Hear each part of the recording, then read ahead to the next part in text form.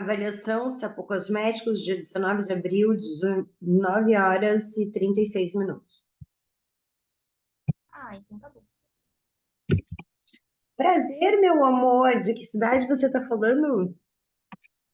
É de Balneário Camboriú. Olha, Conhece? Conhece? conhece. Quem não conhece? Aqui do sul. Sou do sul, né? Sim. Aí, aqui sim.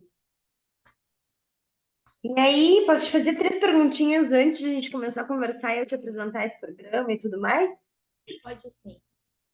Então, tem três coisas que eu costumo perguntar para vocês para entender um pouco melhor o negócio de vocês e para entender também melhor o momento de vocês. Então, a primeira pergunta dela seria: atualmente você já vende produtos ou serviços sustentáveis? Sim, quais são? Eu meio que dei uma olhada no teu perfil, mas eu prefiro que tu me conte ao vivo e a cores. Eu produzo, né? Eu produzo e vendo os cosméticos naturais. Eu comecei fazendo tabuaria. Daí hoje eu já expandi para outros produtos. Eu trabalho com sabonete, desodorante, shampoo, condicionador e também lip balm. E eu também trabalho com incensaria, com incenso natural. Com o quê? Desculpa? Com incensaria, o incenso natural, também produz, porque é uma. Não entra dentro dos cosméticos, mas entra dentro de uma vertente que eu gosto, que são as plantas. Aí eu gosto de trabalhar muito com plantas e eu procuro trabalhar com plantas brasileiras, né? Com plantas nacionais. Então, eu não uso a famosa manteiga de karité porque não é produzida aqui, né? Aí eu vou usar manteiga de cupuaçu, vou usar outros materiais, que a gente tem bastante coisa, né? Então não tem necessidade de buscar fora. É basicamente isso, assim. Aí eu também não uso plástico, eu vi a live da Oca, eu achei muito legal.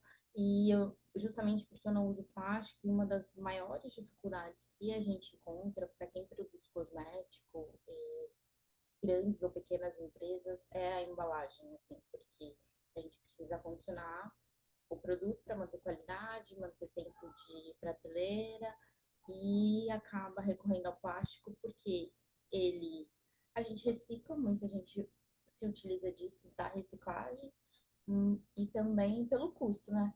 Porque o vidro é caro e também não é muito reciclado. Ela pode ser reutilizado, mas também não é um caminho muito fácil, né? Não é um caminho muito simples você recolher, higienizar, ter todo um tratamento para que você possa reutilizar esse vidro de uma maneira prática, de verdade, né?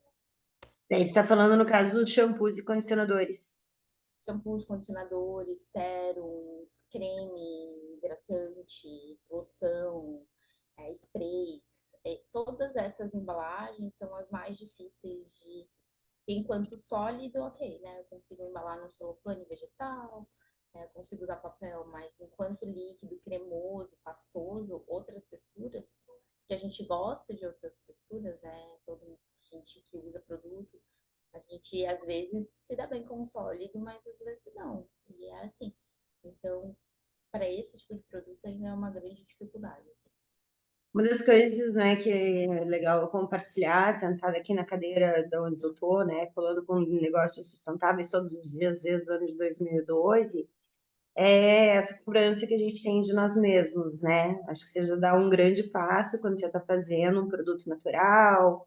Então, depois a gente se cobra as embalagens, sim, se cobra, mas eu não teria essa culpa, né, colocada, entenderia que Uhum. passos você está dando, se apropriar disso, comunicar isso e ver como é que vai a estratégia da marca e dependendo da para onde ela anda, você vai para um produto de maior valor agregado ou não, né? Então, acho Sim, que isso tudo vai estar na tua estratégia.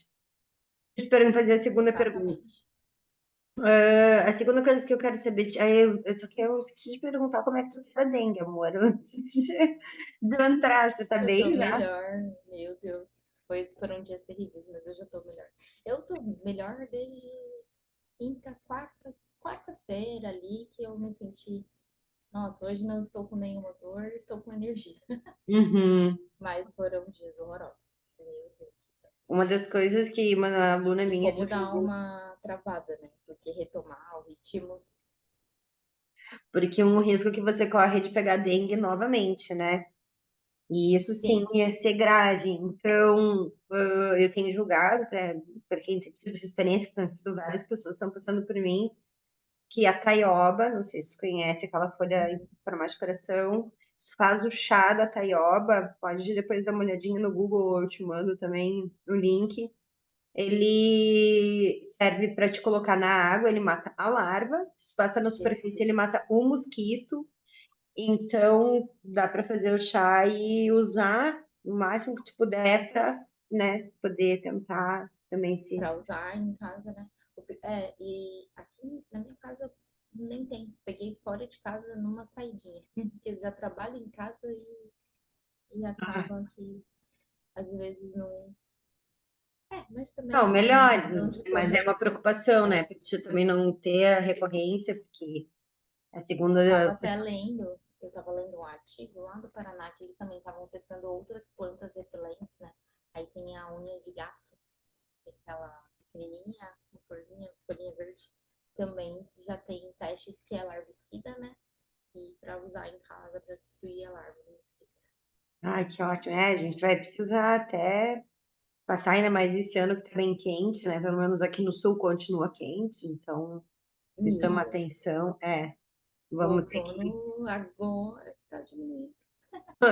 O Não veranico dura, de não. maio vai ser lá em setembro, já vamos estar na primavera. Já tá na primavera. Bem isso mesmo. Verdade. Tá, então vamos voltar aqui. A segunda coisa que eu costumo perguntar para eu entender o momento do negócio de vocês é se hoje esse negócio é a tua principal fonte de receita. Hoje sim. Faz um ano que eu saí, eu trabalhava CLT, trabalhei muito tempo. Aí hoje é a minha receita.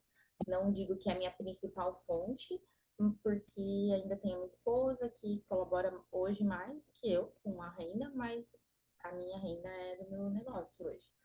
Tá. O meu foco é realmente esse, que o meu negócio seja lucrativo para mim e que ele cresça, né? Tipo, não só um hobby. Às vezes também a gente faz as coisas como hobby, não dedica tanto, né?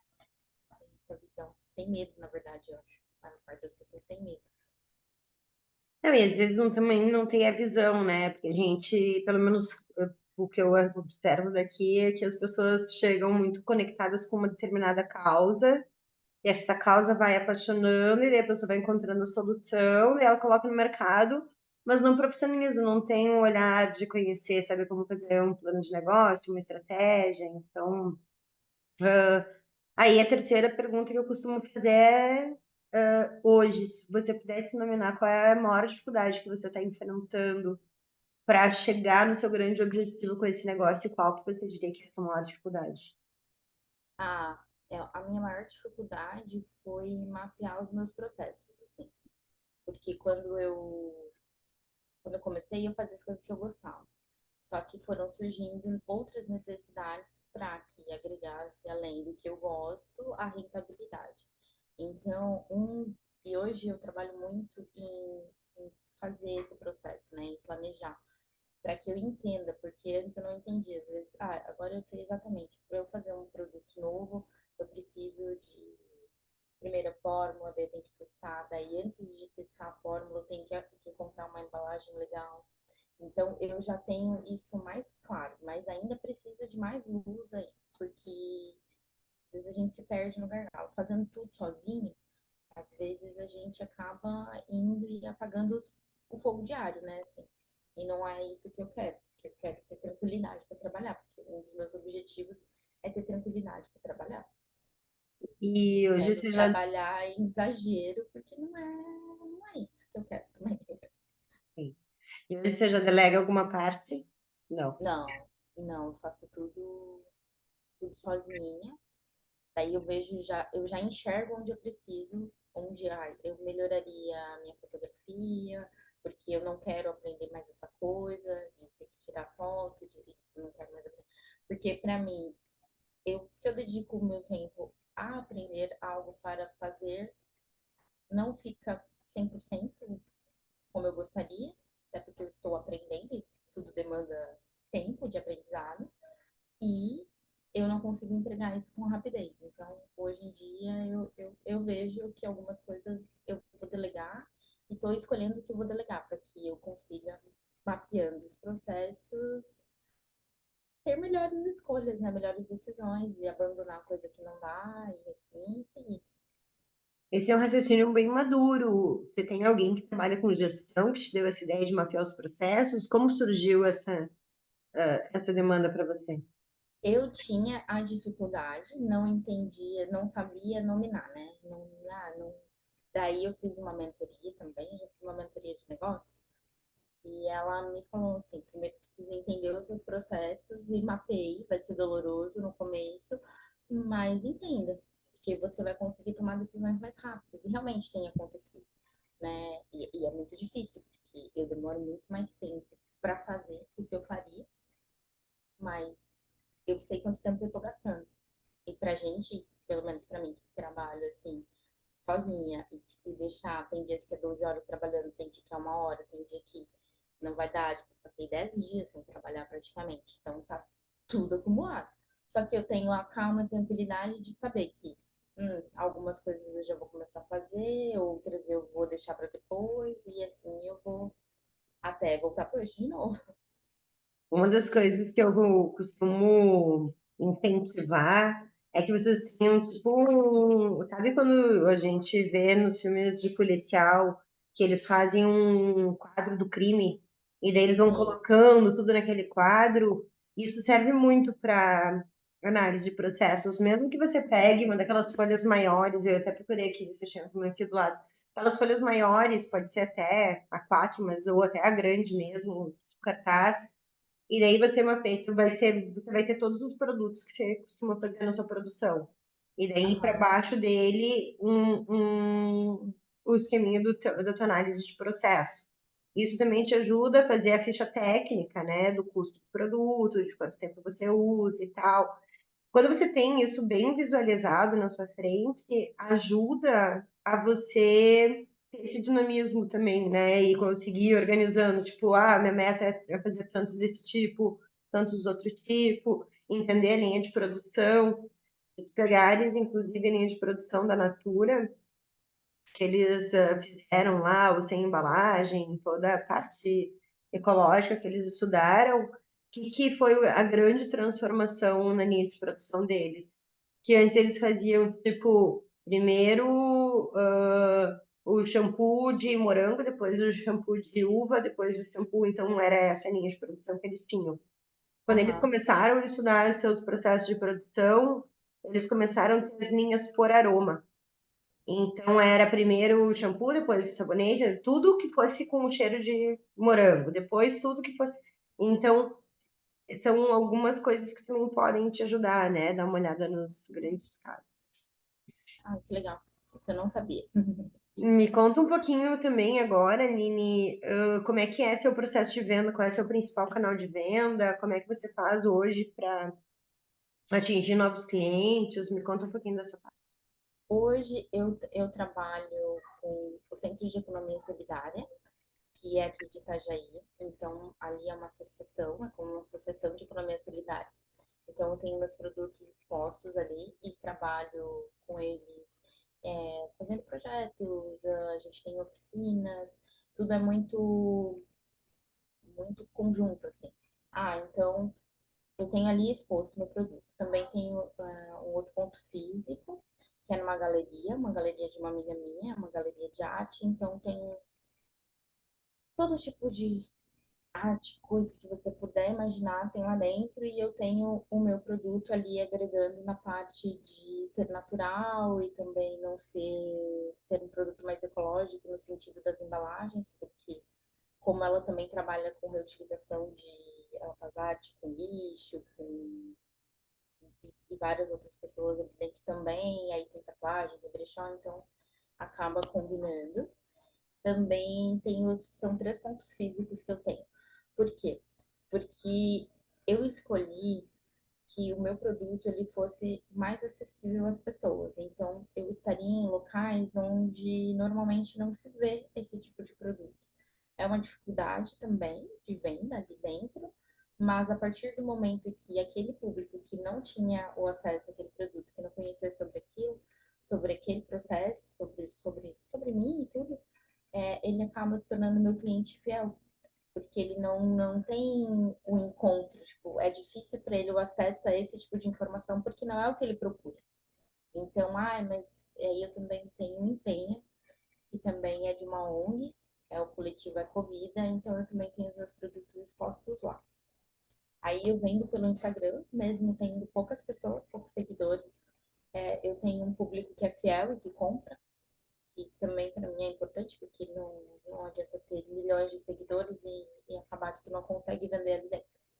E aí, o que foi mais legal que eu fiz assim, porque eu venho no processo já tem 2 anos, né? Tem um ano que eu saí do CLT e dedico 100%, mas no ano anterior eu me dividia. E aí eu fiz o lançamento do desodorante sólido no mês passado.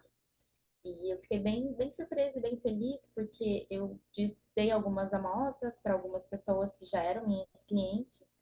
Antes de eu anunciar para venda, elas já queriam comprar o meu produto. Então, tipo, e isso para mim demonstrou que eu estou fazendo certo, que não estou fazendo mais o mesmo ali com grandes marcas e tal, que trabalham nesse marketing massivo, e que eu estou conseguindo atingir essas pessoas, porque eu vendo para elas pelo meu Instagram, elas vão até o local para retirar, então eu já diminuo transporte, eu já diminuo a entrega, a pessoa que se preocupa em ir até lá, e conhecer outras partes. Essas são as três. E eu também participo de feiras. Eu gosto muito de participar de feiras. Aqui na minha região não tem tantas. Aqui em Balneário Camboriú tem pouquíssimas, na verdade, porque a prefeitura, né, a Câmara de Vereadores, a prefeitura, eles são muito caxias, assim. Eles acham que arte e artesanato é só o crochê e o bordado do paninho de prato. E já evoluiu muito, tem muita gente fazendo muita arte diferente, com o mesmo crochê, com o mesmo tricô, mas com uma visão mais moderna, né? E aqui, infelizmente, é horrível, assim. Então, em Balneário, eu participo de poucos espaços, de poucas feiras, porque quase não tem. Muito difícil também para o pessoal organizar isso, porque a prefeitura não libera muito, assim. Aí eu participo de outras feiras em Itajaí, em Brusque, aqui na região, sempre que possível. Só que eu gosto de estar na feira, só que às vezes é um tempo que é bacana para conhecer outras pessoas, mas às vezes não traz rentabilidade, assim. Às vezes um trabalho, eu também percebi isso ao longo do tempo, às vezes eu me dedicando mais a estar presente na internet todos os dias de uma maneira mais efetiva, me traz mais retorno do que propriamente nas feiras e nos eventos. Depende muito de onde eu vou. Nem depende do público, né? Tem lugar que já tem público e que é formado e a pessoa vai com interesse para te escutar falar do seu produto, com interesse genuíno, né? Não é, estou passando de venda, assim. Uhum. E qual desses é o teu principal canal de escoamento, tu acha? Eu acho que mais o Instagram hoje em dia. E também o CPES, ele me traz bons retornos. Faz pouco tempo que eu tô lá, faz só 6 meses. Então, eu percebo que as minhas vendas, elas aumentam. Passados os meses ali, acho que só fevereiro que não foi bom, mas fevereiro é um mês de muito custo, né? De muito gasto para a maioria das pessoas. Então, é um mês de venda muito baixo mesmo. Tipo, é normal, né? A gente vai aprendendo as coisas também. Tem essas sazonalidades. E tu me comentaste que as pessoas que compram no Instagram normalmente vão buscar, são pessoas normalmente da tua cidade? Ou você vende no Instagram para desconhecidos? Eu vendo para desconhecidos, e aí em Itajaí é que eu tenho a opção assim. Na região eu tenho um frete fixo de R$ 10, que é muito bom. Aqui o correio consegue entregar tipo, em um dia, e por R$ 10, como o meu produto ele não tem grande volume, então eu consigo mandar numa caixinha menor, e daí eu trabalho com frete fixo de 10 para a pessoa receber no correio. Aí, eu sou de Itajaí. Aí eu falo para a pessoa, eu tenho meus produtos expostos no CEPES, que fica no centro, que é um lugar super acessível, assim. Você pode retirar lá, ou eu posso mandar te entregar, daí vai da preferência da pessoa. Aí eu trabalho com isso, assim, para que ela escolha, né? E tem gente que prefere ir buscar, porque fica mais barato, e é isso. Eu Eu achei também. E eu também tenho cuidado de ter o preço igual nos locais. Mesmo eu percebi que como eu coloquei em locais diferentes, eu precisava aumentar o meu valor para que eu mantivesse meu lucro legal, mas eu gosto de trabalhar com preço igual nos locais, porque se a pessoa quiser ir lá e escolher, ela pode ir lá e escolher. Não, eu quero encomendar contigo para retirar lá. Vai ser o mesmo valor. Então, eu entendo como uma entrega de valor nesse sentido, que eu trabalho com preço justo. Ah, tem desconto às vezes, tem que dar sorte que eu vou fazer uma promoção, mas Uhum. não, não é o meu foco também. É uma Eu trabalho ocasião com para preço você, justo. não é É, uma regra. Ótimo, Chico, ótimo. exatamente. Quando você deixa nesses locais, eles ganham algum comissionamento? Eles pegam consignado? Como é que é a tua negociação? É, é consignado. Eles ganham, depende do local, tem local que é 15%, daí e tem local que é 20%. Só que trabalhando com economia solidária, eu não tenho o custo de uma loja colaborativa, por exemplo, que é você paga um aluguel e ainda porcentagem. Eu acho isso exploratório, na verdade, assim, porque Uhum. é legal? É, mas a gente sabe que o trabalho para produzir é, não vou dizer que é maior, é diferente, mas a gente envolve muito mais custo, muito mais tempo do que só a venda, porque eu também poderia pegar outros produtos de outras pessoas e só vender, mas não é o meu caso, sabe? Aí eu acho, por isso que eu nunca tive interesse em ter lojas, em colocar meus produtos em lojas colaborativas, porque vai acabar ficando mais caro para o meu consumidor. E Não, não é isso que eu tu quero. tem esse canal de escoamento que tu não precisa pagar o aluguel, eu acho que é um canal. Sempre manter os custos baixos é uma boa estratégia, Sim, né? eu pago muito pouco, imagina, eu pago R$ 37 no CPES, que é para manter a associação, e na galeria eu não pago, eu só pago porcentagens, e no outro eu pago R$ 10. Mesmo que eu não venda nada ainda, eu estou ajudando um local de economia solidária, que é com outras pessoas, que agrega muito mais valor do que só o lucro por si. Não, mas agora estou na frente de uma mentora. Se não vendo nada, a gente vai conversar para te pensar e tirar de lá. E por esse capital de giro em outro lugar, mas tá. Sim, sim, com Depois a gente certeza. analisa isso. Perfeito. Então, eu quero te apresentar um programa, né, de aceleração para donos de negócios sustentáveis. Eu estou procurando 10 cases para serem cases de sucesso do movimento Empreende Verde. Então, eu separei uma apresentaçãozinha, vou compartilhar minha tela com você, tudo bem? Tudo bem. Aqui, então.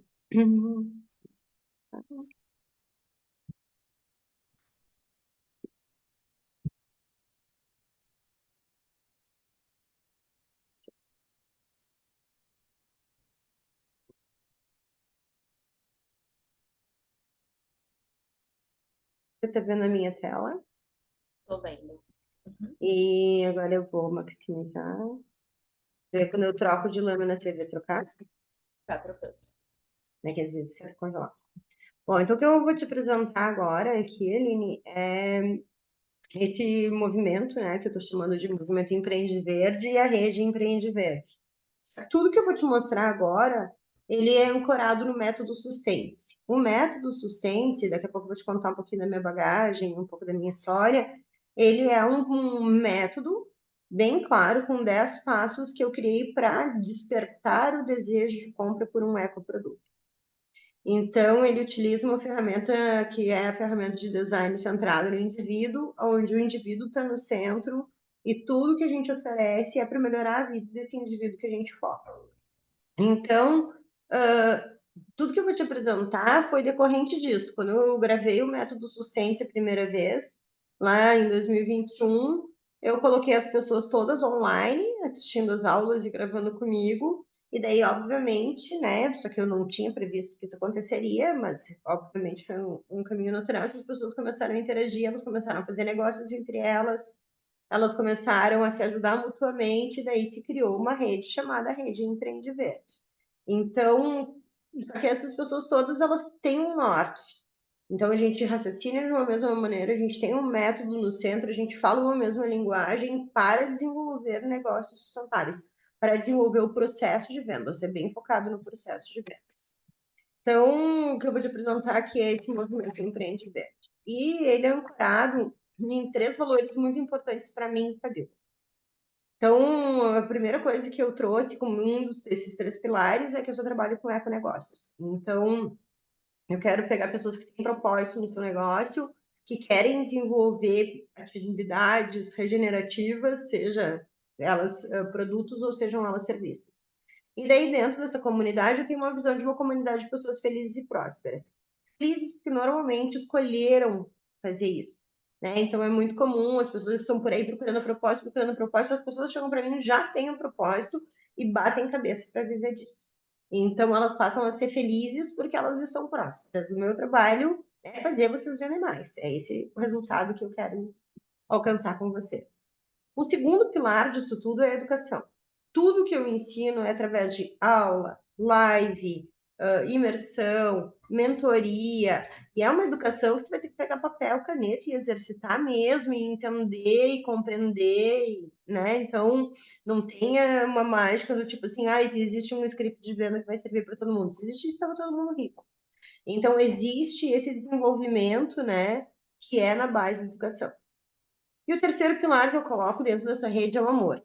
E eu acredito que quando as pessoas têm um potencial a ser explorado, às vezes elas só precisam de um empurrãozinho. Então, a rede ela vem com esse olhar, né? Então, eu me deparei com muitas pessoas com crenças limitantes, que se impediam de prosseguir. Eu fui lá, fiz uma formação de mentoria sistêmica para usar programação neurolinguística. Então, eu destravo vocês através da programação neurolinguística.